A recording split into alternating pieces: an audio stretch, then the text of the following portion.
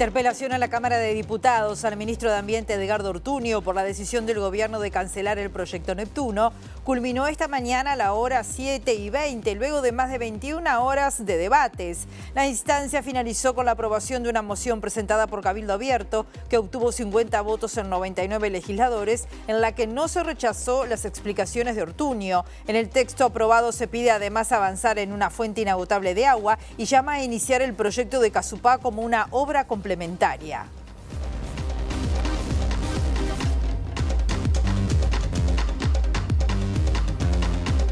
¿Cómo están? Bienvenidas, bienvenidos a MBD Noticias. Comenzamos con la información en este mediodía con 13 grados a esta hora.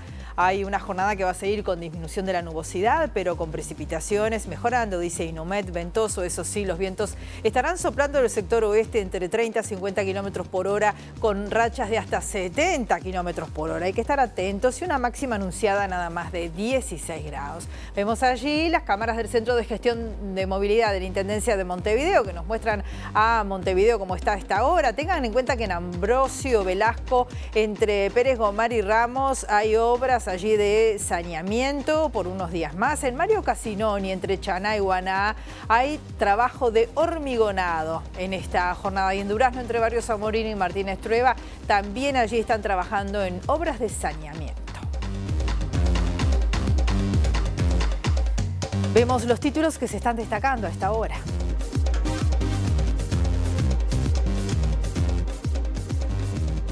La bancada de senadores del Frente Amplio solicitó formalmente a la presidenta del cuerpo, Carolina Cose, que se analice si es pertinente aplicar sanciones al senador nacionalista Sebastián da Silva en base al artículo 115 de la Constitución. El senador Daniel Cayani del Frente Amplio dijo que piensa presentar un proyecto de ley que prohíba la doble función por parte de legisladores o legisladoras, que podría extenderse a directores de organismos públicos. El ministro de Economía y Finanzas, Gabriel Odone, ratificó una vez más que el actual gobierno no está contemplando la posibilidad de aplicar un impuesto del 1% al 1% más rico de la sociedad para financiar políticas públicas vinculadas a la eliminación de la pobreza infantil. El presidente de Conaprole, Gabriel Fernández, confirmó a MBD Noticias que hoy cerrará definitivamente la planta de Rivera. El sindicato considera irresponsable la decisión y en reunión de directiva analiza hoy las medidas a tomar en una asamblea que se realizará mañana en la propia planta de Rivera. El director del Centro Coordinador de Emergencias Departamentales, SECOED, Jorge Cuello, informó a MBD Noticias que hay 3 personas evacuadas en la zona del municipio A, pero que no se recibieron denuncias de entidad a raíz del temporal de las últimas horas. El Tribunal Superior del Distrito Judicial de Bogotá ordenó este martes la libertad inmediata del expresidente colombiano Álvaro Uribe Vélez, condenado a 12 años de prisión domiciliaria por un caso de manipulación de testigos y vínculos con grupos paramilitares, mientras se resuelve en segunda instancia la apelación a la sentencia.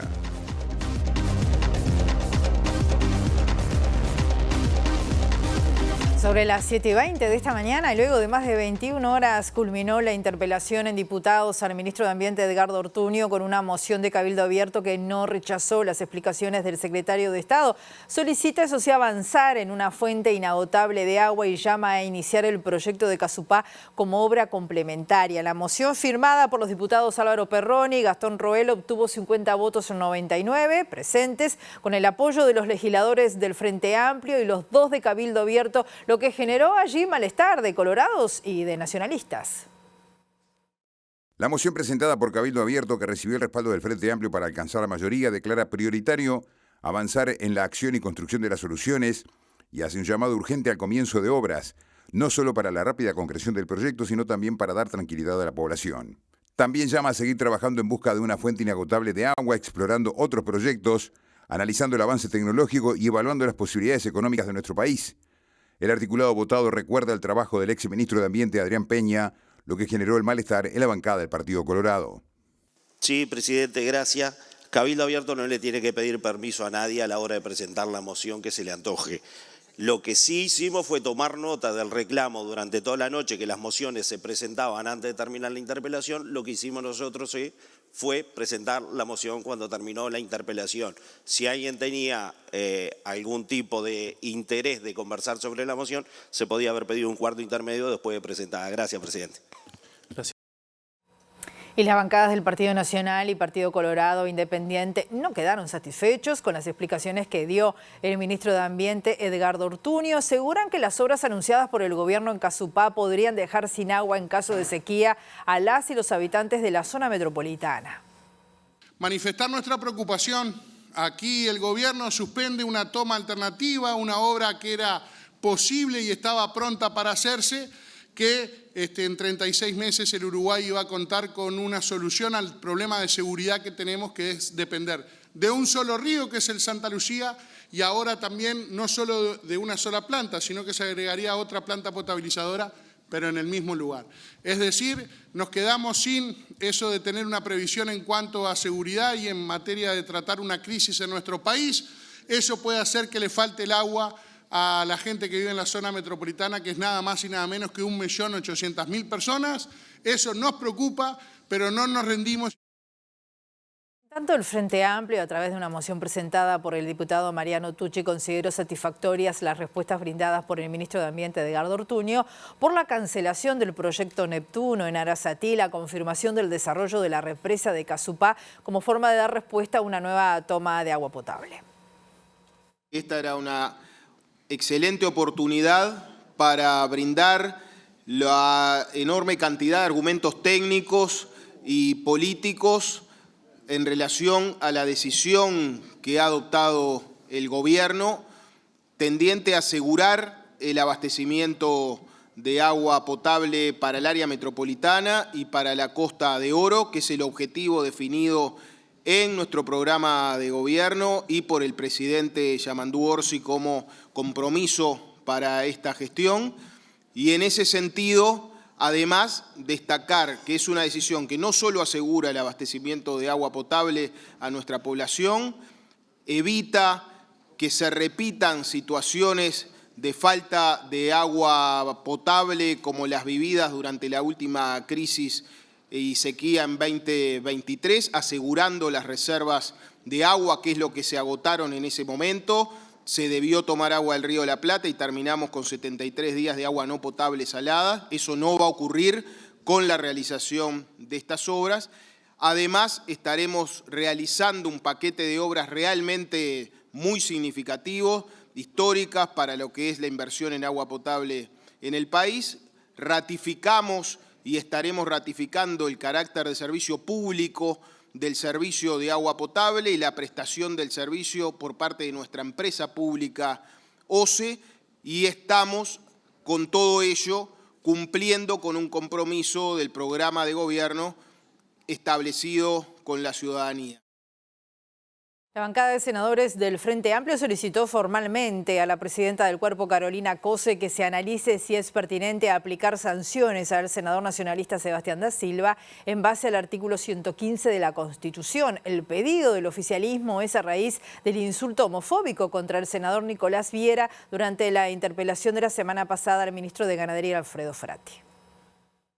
No habrá circo que me haga callar. Con ese comentario reaccionó el senador nacionalista Sebastián da Silva luego de que Búsqueda revelara este martes que la bancada oficialista había activado el artículo 115 de la Constitución en su contra.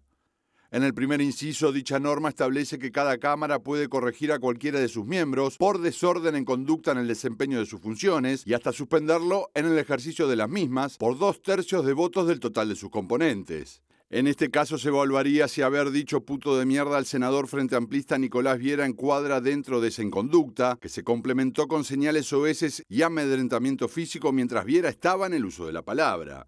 Si bien el martes en una sesión extraordinaria tanto Viera, que había insinuado que su colega Blanco era parte de la estafa de Conexión Ganadera por las recomendaciones que hacía para invertir en ese negocio, como el propio da Silva pidieron disculpas cruzadas, el tema no quedó ahí. El Frente Amplio había anticipado el sábado su intención de activar el artículo 115 más allá de lo que ocurriese en la sesión extraordinaria, sobre la base de que fue un episodio que no puede repetirse y que una sanción puede resultar ejemplarizante en este sentido. Si la presidenta del Senado traslada el planteo a la Comisión de Constitución y Legislación, presidida por Viera y con mayoría de 5-9 para el oficialismo, el Frente Amplio podría sacar un dictamen favorable a la sanción, aunque luego naufrague en el plenario, donde no llega a los 2/3 de los votos, pese a tener mayoría. El senador Daniel Cayani del Frente Amplio dijo que piensa presentar un proyecto de ley que prohíba la doble función por parte de legisladores o legisladoras, que podría extenderse a directores de organismos públicos. Defendió al presidente de ACE, Álvaro Danza, porque entiende que su cargo es compatible con su trabajo como médico en el ámbito privado, y aseguró que los propios legisladores deberían dejar de percibir ingresos por otras funciones fuera del Parlamento antes de señalar a ajenos. Sin duda una falta de resistencia del archivo, ¿no? Yo recuerdo, no sé, el director de la granja Chiesa, que firmaba un acuerdo entre representando a la empresa y representando a instituciones públicas. Bueno, la situación de Cipriani, ¿no? Que era del Círculo Católico, vendió Casa de Galicia a precio de ganga y ahora es presidente del Círculo Católico, es decir, integra de vuelta la parte directiva del Círculo Católico. Cardoso, es decir, bueno, tuvimos un ministro que fue ministro de Transporte y tiene empresa de transporte, ¿no? Y nunca había ninguno de los que ahora se rasgan las vestiduras hablar sobre temas éticos y morales. Bueno, creo que eso no puede ser como parte de cuando soy oposición, exijo, cuando soy gobierno no cumplo. Pero aquí también hay abogados que ejercen como abogados, hay integrantes del Senado de la República que tienen importantes empresas en el ámbito agropecuario y integran la Comisión de Ganadería, es decir, y reciben salarios e ingresos por otras actuaciones. Es como raro que quienes tenemos cierta flexibilidad después le exijamos a los otros que sean prácticamente Mahatma Gandhi. Entonces creo que no está bueno. Yo capaz que voy a presentar un proyecto de ley para que quienes están interesados en estos temas, los legisladores, bueno, en principio, no puedan percibir ningún tipo de ingreso ni puedan desarrollar ningún tipo de actividad mientras que son legisladores, porque si están tan preocupados por eso, vamos a empezar por casa, vamos a ser primero duros con los propios para ser duros con los ajenos. Se realiza a esta hora el lanzamiento de las celebraciones de los 200 años del proceso de creación de la República Oriental del Uruguay. Estaba prevista la presencia del presidente Yamandu Orsi. Allí está nuestro periodista Eduardo Delgado, acompañado del profesor Gabriel Quirichi. ¿Cómo estás? Adelante, Eduardo. Así es, Rosina, un gusto saludarte. Recién acaba de terminar esta actividad con la presencia del presidente Yamandu Orsi. Inicio de las celebraciones por los 200 años, como tú decías, del proceso de creación de la República Oriental del Uruguay, que incluye un comité que organizará diferentes conmemoraciones, celebraciones durante 2025 hasta 2030 sobre este proceso histórico, que integran, entre otros, el expresidente Julio María Sanguinetti, el ex senador Guido Manini Ríos, Ana Ribeiro, José Pedro Mir, personas de diferentes zonas del país. Y estoy, como tú decías, con el director de Educación, con Gabriel Quirichi, para conocer, Gabriel, cómo es el proceso de trabajo y qué puede esperar la ciudadanía que ocurra en estos años de celebración de los 200 años. Bueno, buenas tardes, un saludo también para el piso de TV Ciudad. Y nosotros lo que esperamos, y realmente ha sido como una jornada muy linda, que se pueda dar algo que, bueno, estamos cumpliendo 200 años hoy de que empezara a sesionar la Asamblea con delegados de todos los pueblos que querían la independencia de la provincia oriental. Entonces, bueno, creo que hay como una linda metáfora histórica de que esta comisión lo que va a proponer es que se celebre a lo largo del ciclo histórico, ¿no?, en los diferentes pueblos y también con las diferentes miradas que hoy la historia nos permite conocer, la mirada de la historia de las mujeres, la mirada de la historia social, la mirada de los aportes de los colectivos afro-uruguayos, de los pueblos originarios, bueno, ir recorriendo también de manera descentralizada diferentes momentos entre el 25 y el 30, en donde poder a la vez recuperar aquella historia, pero conversarla con los medios artísticos, culturales y de comunicación del presente. Entonces, bueno, hay distintos eventos. El principal ahora va a ser el 25 de agosto en Florida. Entonces, está un mojón importante el 25, ¿no? Sin duda, porque Florida, bueno, marca la primer construcción institucional legislativa, son leyes fundamentales de una asamblea, ¿no? Ese carácter por lo menos antimonárquico y de participación republicana, de sancionar que, bueno, se volvía a ser un pueblo en común que quería decidir sobre sus destinos, ¿no? Y bueno, ahí vamos a participar desde Presidencia, desde el Ministerio, junto con la Intendencia, en la celebración. también se va a promover, porque eso nos parece muy importante, ¿no? Que artistas locales sean protagonistas, incluso que la conducción y hasta los estudiantes, por ejemplo, de Florida, tengan un espacio para que eso además sea transmitido a nivel nacional. Y esto que hacemos este próximo fin de semana en Florida, vamos a tratar de ir reiterándolo en diferentes etapas. Por ejemplo, con muchas ganas estamos planificando la idea de en diciembre ir a Rocha. Rocha fue liberada, Santa Teresa, que bueno, es un parque, y la fortaleza que todos conocemos, fue liberada hace 200 años en diciembre. Entonces, la idea es hacer en Rocha diferentes eventos histórico-culturales y artísticos celebrando esos 200 años con la Intendencia de Rocha, con los municipios, también con los espacios culturales, por ejemplo, de los centros o de los espacios MEC, ¿no? Con los estudiantes de allí. Entonces yo creo que lo que puede esperar y también sugerir la ciudadanía para estos 200 años en ciclo es ir reviviendo y recuperando nuestra historia de la independencia de forma plural, democrática, no sin polémicas, porque también lo que nos nutre es la historia es algo que es como ciencia social, tiene diferentes miradas, por eso también fue muy importante que hoy estuvieran presentes todos los partidos políticos, pero además investigadores de diferentes áreas, como bueno, estuvo, ni que hablar, Ana Frega, Gerardo Caetano, María Inés Moraes, que tienen recorrido, bueno, Óscar Padrón Fabre, que ha sido un gran animador, todo hay un grupo de historiadores locales que, bueno, nosotros lo que estamos también como tratando de promover desde el Ministerio de Educación y con Presidencia, es que cada parte del país que se sienta con ideas para promover y generar una construcción colectiva de aquellos 200 años, bueno, va a ser recibida por el comité, vamos a ver la viabilidad de realizar algunas cosas, tenemos algunas ventajas porque hoy los medios de comunicación nos permiten, ¿no? Construir rápidamente una llegada y la idea, más de fondo quizá, es tratar de que lo más avanzado de la investigación histórica, de lo que se viene conociendo de aquel pasado, le llegue a toda la población, porque estamos seguros de que eso también es una garantía de que la historia bien estudiada, en democracia, con pluralidad de miradas, le aporta una riqueza cultural que es parte del legado de aquellos 200 años, ¿no? Si algo tuvieron aquellos compatriotas tan antiguos nuestros, ¿no?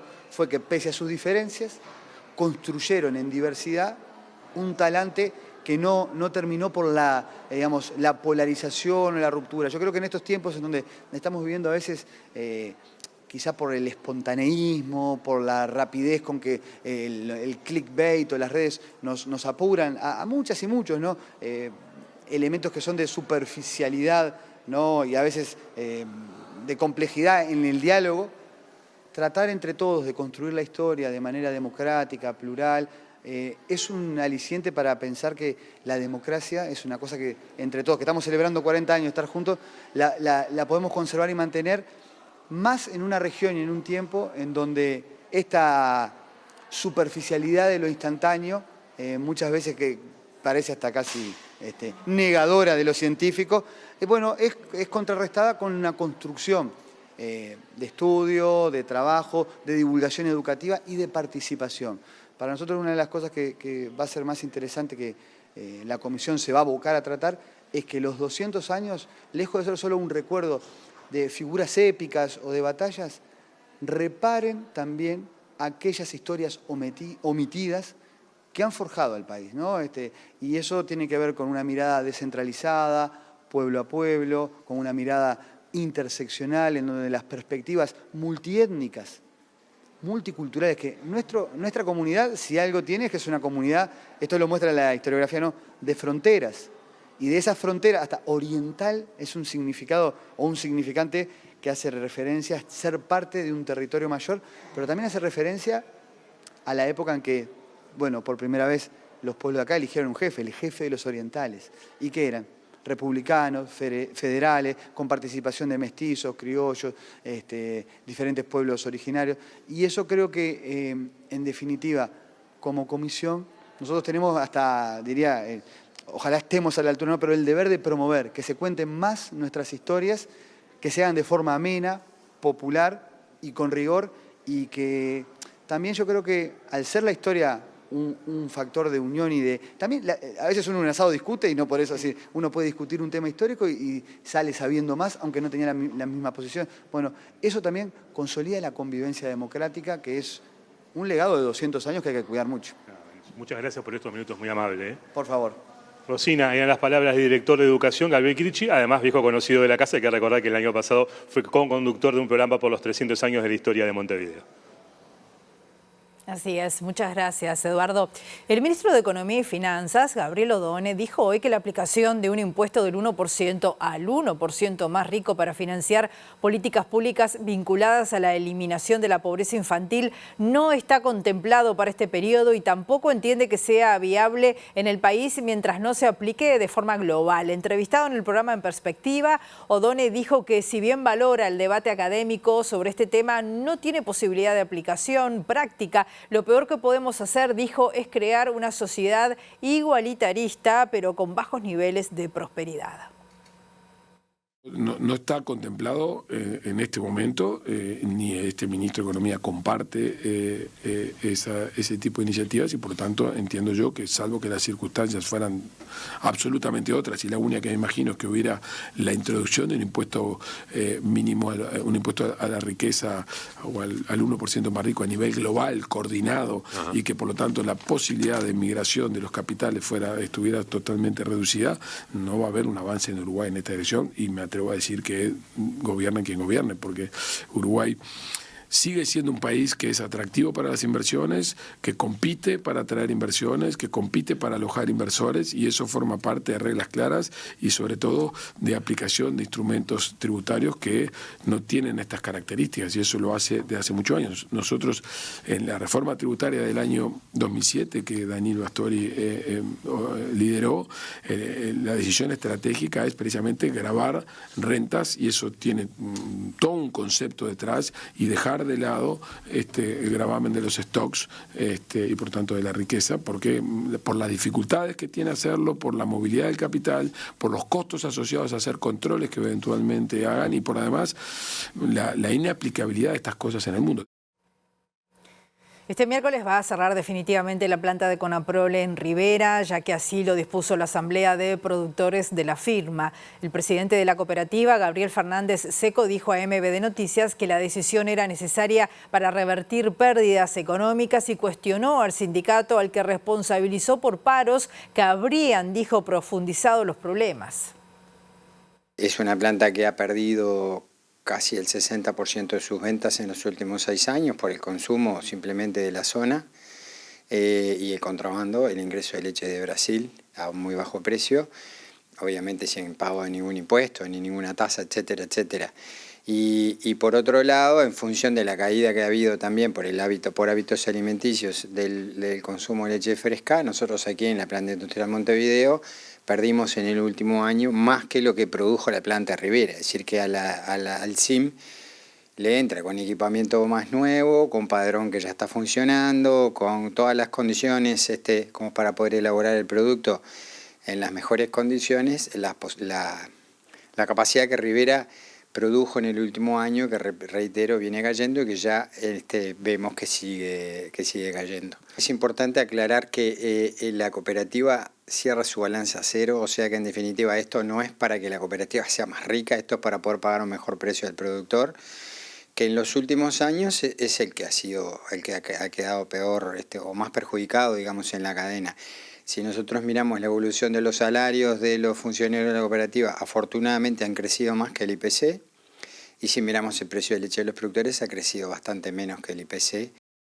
Fernández Seco aseguró que en la frustrada negociación con el sindicato, Conaprole estaba dispuesta a ofrecer trabajo y facilidades para mudarse a quienes desearan seguir en la firma, seguros de paro extendidos complementados por una partida proveniente de la caja de auxilio durante el plazo de toma de decisión de cada trabajador o trabajadora y, en su defecto, despidos incentivados. Lo que hemos tenido son medidas del sindicato, medidas duras que ustedes las habrán visto, que llegó hasta derrame de leche en algunos tambos, pero sobre todo desabastecimiento del mercado interno, bueno, todas las situaciones que se han planteado porque el sindicato no quiere discutir este tema y entonces, bueno, si el sindicato no quiere discutir el tema, la empresa toma la decisión por sí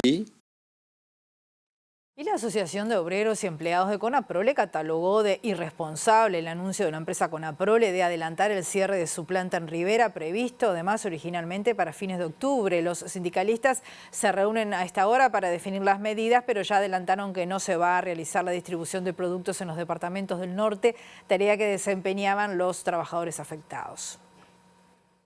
Una empresa que tiene niveles de rentabilidad envidiables, que está tomando una decisión de cierre de una planta industrial que hoy es rentable. Una empresa que nace por una ley, que tiene el sostén y el aporte constante a lo largo de su historia por parte del Estado, lejos, tiene que tomar una definición de estas características, olvidando así el impacto que genera sobre las familias. Rivera tiene un 49,21% de informalidad, subempleo y desempleo todo junto. Mañana vamos a tener una reunión de dirección de nuestro sindicato para definir todas las acciones que vamos a llevar adelante y las medidas que vamos a estar aplicando. Se equivocan si creen que con una decisión del cierre el conflicto se termina y las dificultades se terminan. Y nosotros trabajadores no vamos a sacar la tarea y el trabajo que desarrollan nuestros compañeros en esa planta. O sea, esa producción Conaprole pretende producirla toda en Montevideo a partir de ahí y luego continuar enviándola desde acá. Bueno, en el marco del conflicto nosotros no vamos a estar cargando la distribución que vaya para la distribución que hacía la propia planta de Rivera. Un total de 1.541 personas en situación de calle pernoctó anoche en centros nocturnos del Ministerio de Desarrollo Social. Esto lo informó el director nacional de Protección Social, Daniel Gerhardt, y en el marco de la alerta por frío extremo que sigue vigente, se está desarrollando hoy en el espacio Modelo un encuentro regional metropolitano para justamente avanzar en la primera estrategia nacional integral para el abordaje de la situación de calle. La idea es tener una instancia ahora presencial, pero de un proceso que van a ser 3 meses para llegar a síntesis hacia esa estrategia, que tiene que ver con generar un diagnóstico, con generar también políticas de prevención para evitar la situación de calle, pero también de egreso. Una vez que están en calle, que entran a la protección social del Estado, sea del Ministerio o otros tipos de protección, que puedan egresar de esa situación. Es una situación muy complicada, hay muchas caras, ¿sí? La falta de techo es una de ellas, pero también están los temas de salud, los temas de integración social y bueno, esto hay que construirlo entre todas y todos, por eso esta convocatoria totalmente abierta a toda la ciudadanía. Gerhardt dijo que anoche concurrieron 1.541 personas a dormir a los centros nocturnos y que el objetivo es que nadie permanezca en la calle en noches de alerta meteorológica. Nosotros hemos tomado medidas para este año, las comunicamos en abril, que tiene que ver con el Plan Comunidad a la Calle. Es un plan que hicimos de este año para este año y que ya modificó, por ejemplo, la forma de ingresar a los centros nocturnos a través de los Puerta Abierta. Los Puerta Abierta están derivando el 70% de las solicitudes, o sea, en poquito tiempo ya se cambió bastante. Pero esto fue un primer paso, claramente falta muchísimo más y eso más, el cómo, lo queremos y lo tenemos que hacer con toda la sociedad. Aprovecho a consultarle, teniendo en cuenta lo que fue la alerta de Inumet por un posible ciclón, cómo se trabajó justamente desde el MIDES con las personas en situación de calle, más allá del trabajo que ya se viene haciendo en el marco de esta alerta roja. Sí, para esta noche en particular dispusimos de más transporte y ya puedo decir que en Montevideo tuvimos 1.541 personas durmiendo en los centros nocturnos. El récord había sido hace un mes, 1.542, o sea que esta noche estuvimos prácticamente en los mismos números. Actualmente existen 3 centros de evacuación en Montevideo y el área metropolitana y 42 centros nocturnos en la capital. El colectivo Ni Todo Está Perdido, que está formado por personas que están en situación de calle y que tienen el respaldo del UDELAR, se celebró la posibilidad de participar en la elaboración de una estrategia conjunta del Estado con la sociedad civil. El colectivo denunció el aumento constante del número de personas en situación de calle y reclamó la puesta en marcha de políticas interinstitucionales que abarquen todos los aspectos del desarrollo de las personas. Las personas nacen en la calle, viven en la calle y mueren en la calle. La idea de nosotros es generar políticas que salvaguarden vidas, políticas reales, políticas sostenibles de forma paliativa, que los 24/7 que están emergiendo ahorita, y que no solamente porque estemos en alerta roja o una alerta climática, sean utilizados todos los centros de esta forma, sino que sean permanentes para que las personas puedan buscar trabajo, porque ponen un horario muy reducido, sales a las 8 de la mañana, ingresas a las 6, a las 8 pierdes casi 3 horas por el cupo, entonces hay un margen de que hay una masa laboral que trabaja de noche. Y eso es algo que no estamos valorando. ¿Hay movilidad en la situación de calle? Es decir, ¿hay posibilidad de salir? ¿O la gente cuando cae en situación de calle después es muy difícil que pueda salir de esa situación, conseguir un trabajo, conseguir después una vivienda? Lo primero que te voy a decir es que solos no podemos hacerlo. Lo mismo pasa con el MIDE. El MIDE solo no puede hacer todo el trabajo. Esto también le compete al Ministerio de Trabajo, le compete al Ministerio de Educación y Cultura, también le compete a lo que es el Ministerio de Relaciones Exteriores, porque se puede emitir muy bien un bono pagadero a lo que es la reinserción laboral, y es una de las estrategias que los gobiernos anteriores no han pensado, no se han utilizado, porque fíjate que el Reino Unido tiene todo su sistema social montado en base a este tipo de bonos. La cantidad de casos de sarampión verificados en las Américas en lo que va de este año implica un incremento de 34 veces en comparación con el mismo periodo del año pasado. Esto lo informó la Organización Panamericana de la Salud. Si bien Uruguay no ha tenido brotes autóctonos desde el año 2020, el Ministerio de Salud Pública está desarrollando una vigilancia activa para evitar el reingreso o reemergencia en el país de esta enfermedad viral que, como ustedes saben, es altamente contagiosa. El sarampión es una enfermedad viral altamente contagiosa que se propaga por vía respiratoria rápidamente y afecta a personas no vacunadas, vacunadas con esquemas incompletos o que no padecieron la enfermedad. Los últimos casos de sarampión en Uruguay se confirmaron en el año 2020 en personas con antecedentes de viaje y en 2025 se reportó un caso de nacionalidad extranjera que estaba de visita durante el periodo de transmisibilidad, pero no se detectaron casos asociados. Actualmente el país se encuentra en vigilancia activa a nivel interno para evitar el reingreso o reemergencia de esta enfermedad viral y en alerta epidemiológica para las personas que viajan al exterior. Según informó la Organización Panamericana de la Salud el pasado 15 de agosto, en las Américas se confirmaron 10.139 casos y 18 muertes relacionadas en 10 países hasta el 8 de agosto de 2025. Estas cifras representan un incremento de 34 veces en comparación con el mismo periodo de 2024.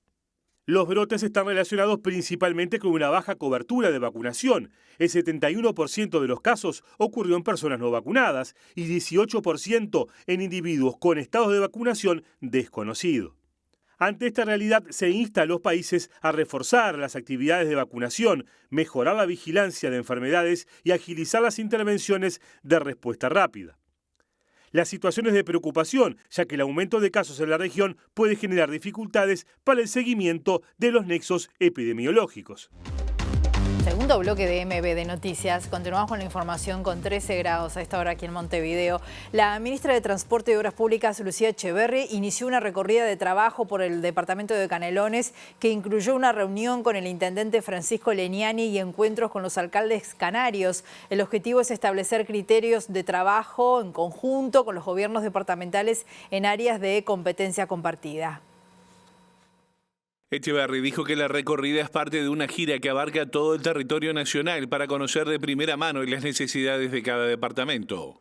Es parte de una gira que hemos iniciado a fines de mayo por todos los departamentos del país, donde tenemos fundamentalmente una reunión con los funcionarios y funcionarias del Ministerio de Transporte y Obras Públicas, de todas las direcciones que están en el departamento, conocernos, establecer algunos criterios de trabajo, ¿verdad?, hacia adelante, y después le solicitamos ser recibidos por el gobierno departamental, por los legisladores de todos los partidos políticos que tenga el departamento, porque bueno, estamos en una etapa de elaboración presupuestal. Para nosotros es muy importante poner en común las prioridades, sobre todo porque tenemos, por supuesto, los planteos de las regionales, del Ministerio, de todas las áreas. Hay mucha tecnología, además, por supuesto, puesta al servicio de generar la información para orientar también la toma de decisiones, pero nada suple la posibilidad de intercambiar con la autoridad departamental, en este caso de Canelones, particularmente de la Intendencia Departamental, pero también de los municipios, ¿verdad? Y eso es un poco la tarea que venimos haciendo. Por su parte, el intendente de Canelones, Francisco Leñani, afirmó que se trató de una instancia muy importante, ya que permitió detectar las contrapartes de cada uno en la intendencia y quedar trabajando en futuros proyectos. Sumamente importante esta instancia con la ministra y con su equipo, porque nos pudimos intercambiar conocimiento entre quienes eran la contraparte dentro de la intendencia, donde ya vamos a quedar trabajando. Canelones tiene 32 municipios, de los 130 y pico que tiene el país, o sea, con todo el territorio municipalizado, y un departamento muy variopinto, con necesidades que cambian completamente de acuerdo al municipio que se recorra. La recorrida de la ministra Echeverri continuará este miércoles con 2 instancias más de diálogo con el resto de los alcaldes del departamento. La presidenta del Sindicato Único de Trabajadoras Domésticas, Laura Rivero, reclamó un plan de vivienda para el personal del sector. Ayer se conmemoró el Día de la Trabajadora Doméstica y en ese contexto la dirigente pidió que el gobierno pase del diálogo a los hechos y aseguró que los actuales salarios del rubro dificultan el pago de un alquiler y además impiden el acceso a créditos. El salario mínimo de la trabajadora doméstica está en 29.400 pesos, que en mano nos quedan 23.000 pesos. La mayoría de las trabajadoras domésticas somos jefas de hogar con hijos a cargo. Cuando pagamos un alquiler como barato son 15.000 pesos. Luego están los gastos que, bueno, en un hogar ya sabemos cuáles son. A todo esto, todo lo que conlleva los gastos del hogar, no nos queda nada, ningún banco nos da un préstamo para acceder a una vivienda. En este país no hay un plan específico para acceder a un plan de vivienda específico y bueno, lo que reclamamos es eso, un plan específico para trabajadoras domésticas. Nosotros hemos tenido encuentros con la cartera de viviendas y bueno, lamentablemente no hemos tenido mucho avance. Bueno, esperemos que después de estos reclamos se oiga un poco nuestra voz. Además, Rivero exigió soluciones ante las dificultades que los y las trabajadoras domésticas tienen en el interior cuando procuran denunciar violaciones a sus derechos laborales. Pasa muchas veces que la trabajadora también va al ministerio a hacer una denuncia y sale la trabajadora de hacer la denuncia y enseguida se entera el empleador. Eso pasa en el ministerio. Pasa en el interior del país y más en el interior profundo y es lamentable que sucedan esas cosas, no pueden pasar. ¿En esas reuniones que tuvieron vieron voluntad de diálogo a diferencia de lo que pasaba con la otra administración? En realidad en todas las administraciones siempre vimos voluntad de diálogo, pero voluntad de acción, nada. La presidenta del BPS, Jimena Pardo, advirtió que la informalidad del trabajo doméstico casi duplica a la del resto de las actividades y además informó que el rubro emplea a 60.000 personas. En ese acto oficial que se desarrolló por el Día de la Trabajadora Doméstica, admitió que quienes se desempeñan en el sector están enfrentando vulnerabilidades, pero aseguró que la situación mejoró con la ley que regula la actividad desde el año 2006. Es una tarea donde la mayoría son mujeres, el 99% son mujeres. Es una tarea donde aún falta avanzar en formalización en la seguridad social. Tienen una tasa de informalidad que casi duplica la del trabajador promedio.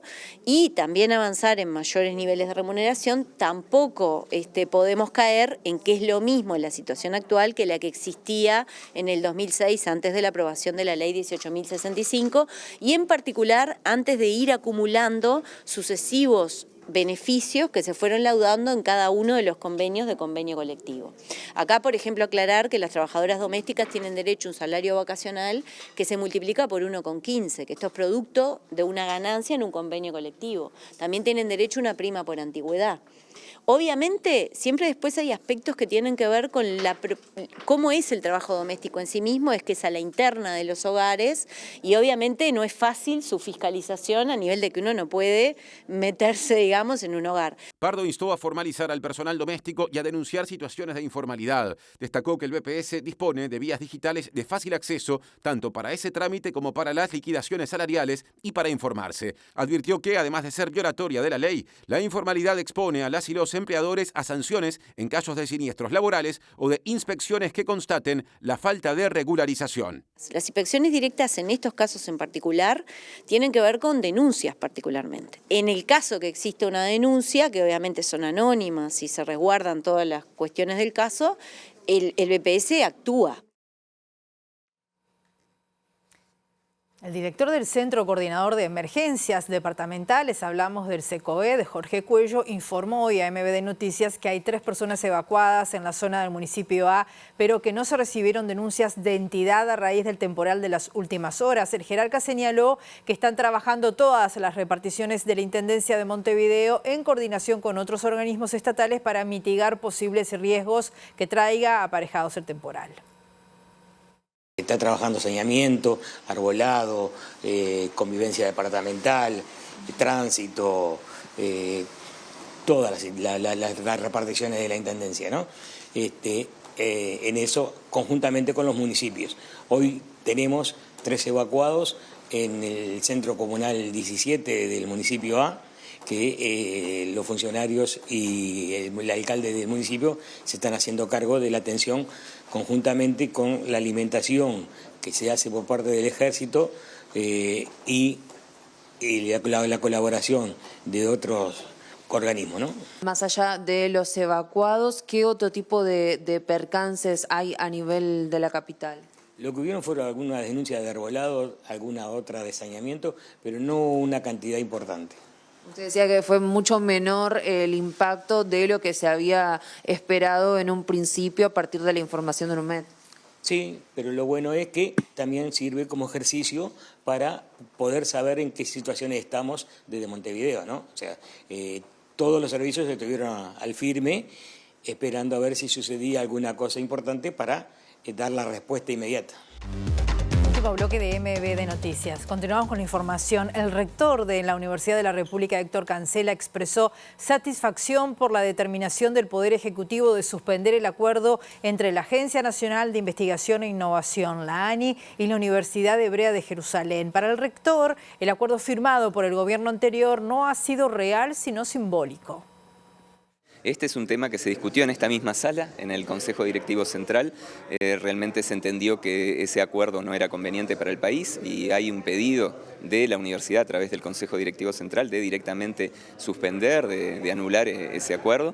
Nosotros realmente entendemos que la cooperación se debe dar con todo el mundo, pero en este caso entendíamos que no estaban realmente las condiciones y que el acuerdo en realidad no ha sido real sino simbólico, ¿no? Era un símbolo que la universidad ha rechazado.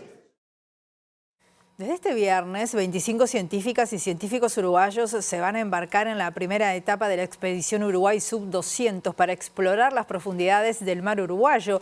A partir de un acuerdo entre el Ministerio de Educación y Cultura, la Universidad de la República y la Asociación de Investigadores del Uruguay, se podrá ver un resumen de las imágenes diarias que deje la travesía por el canal de YouTube del Ministerio. Atender, vamos a contar la historia. Están participando 25 científicos directos de Uruguay, pero además se suman estudiantes, se suman científicos de otros países como Argentina, Chile, Brasil, Francia, Alemania, además de la propia expedición del buque que tiene científicos también de Estados Unidos. Vamos a tener, por un lado, streaming directamente en vivo, se va a poder ver cada momento, digamos, de la expedición, todo lo que se vaya observando en el fondo marino, con comentario también en directo de las y los científicos, y también tenemos una cooperación con el Ministerio de Educación y Cultura, con la DICIT, que va a estar haciendo además un resumen diario más condensado. Para los que no tengan tanto tiempo, a las 21 horas van a poder ver en el canal YouTube del Ministerio, tener una versión más resumida de los principales hallazgos. El Uruguay está recibiendo indirectamente $3 millones, que es el costo del buque en sí y de todo el instrumental y las personas que vienen a bordo. Es realmente una donación que recibe el país, ¿verdad? Porque la universidad hizo la propuesta y el buque viene sin un costo adicional. De la orilla creo que lo más cercano que vamos a estar van a ser unos 200 kilómetros, 180 kilómetros, de ahí para adentro, mar adentro. Y esencialmente las dos etapas, básicamente partimos en dos el mapa, y una parte hace la parte sur y centro y otra la centro-norte, digamos. Bueno, sin duda vamos a traer información y material que probablemente alimente décadas y décadas de investigación.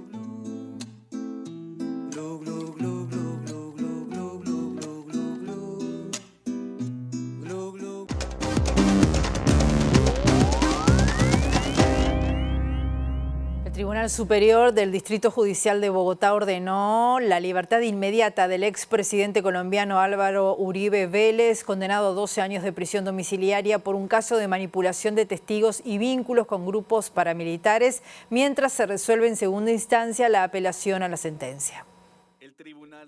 Álvaro Uribe fue condenado en primera instancia por fraude procesal y soborno con una pena de 12 años de prisión que incluye una multa de unos $840.000 y una inhabilitación por 8 años, y había sido puesto bajo arresto domiciliario. Uribe Vélez, que siempre ha sostenido su inocencia y está apelando la condena que él y sus partidarios califican de persecución política, fue fundador y líder del partido de derecha Centro Democrático y se convirtió en el primer expresidente colombiano en ser condenado penalmente luego de ser hallado culpable por los delitos de soborno, en actuación penal y fraude procesal en el llamado Juicio del Siglo en Colombia, un caso que él mismo inició en 2012. El Tribunal Superior de Bogotá indicó que resolvió dejar sin efecto la orden de arresto domiciliario hasta tanto la sala penal correspondiente de este tribunal defina el recurso de apelación. El expresidente fue acusado de idear y promover una estrategia para manipular a testigos con ayuda de terceros para que cambiaran sus versiones o declararan que él no tenía vínculos con el paramilitarismo, lo que para la Fiscalía constituyó un intento de engañar a la justicia. El caso se remonta a 2012, cuando el ahora senador Iván Cepeda afirmaba ante el Congreso que sospechaba de la implicancia del expresidente en la creación del bloque Metro de las Autodefensas Unidas de Colombia, un grupo paramilitar de derecha responsable de masacres y asesinatos durante el conflicto interno. Vamos a volver a las 18:30 a nuestra edición central o mañana a las 8 la primera edición de MBD Noticias. Que pasen muy bien.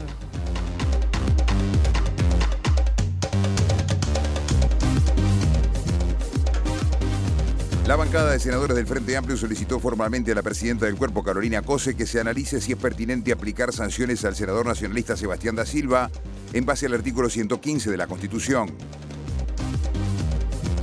El senador Daniel Cayani del Frente Amplio dijo que piensa presentar un proyecto de ley que prohíba la doble función por parte de legisladores o legisladoras, que podría extenderse a directores de organismos públicos. El ministro de Economía y Finanzas, Gabriel Odone, ratificó una vez más que el actual gobierno no está contemplando la posibilidad de aplicar un impuesto del 1% al 1% más rico de la sociedad para financiar políticas públicas vinculadas a la eliminación de la pobreza infantil. El presidente de Conaprole, Gabriel Fernández, confirmó a MBD Noticias que hoy cerrará definitivamente la planta de Rivera. El sindicato considera irresponsable la decisión y en reunión de directiva analiza hoy las medidas a tomar en una asamblea que se realizará mañana en la propia planta de Rivera. El director del Centro Coordinador de Emergencias Departamentales, SECOED, Jorge Cuello, informó a MBD Noticias que hay 3 personas evacuadas en la zona del municipio A, pero que no se recibieron denuncias de entidad a raíz del temporal de las últimas horas. El Tribunal Superior del Distrito Judicial de Bogotá ordenó este martes la libertad inmediata del expresidente colombiano Álvaro Uribe Vélez, condenado a 12 años de prisión domiciliaria por un caso de manipulación de testigos y vínculos con grupos paramilitares, mientras se resuelve en segunda instancia la apelación a la sentencia. La interpelación en la Cámara de Diputados al ministro de Ambiente, Edgardo Tuño, por la decisión del gobierno de cancelar el proyecto Neptuno, culminó esta mañana a la hora 7:20 luego de más de 21 horas de debate. La instancia finalizó con la aprobación de una moción presentada por Cabildo Abierto, que obtuvo 50 votos en 99 legisladores, en la que no se rechazó las explicaciones de Ortuño. En el texto aprobado se pide además avanzar en una fuente inagotable de agua y llama a iniciar el proyecto de Casupá como obra complementaria.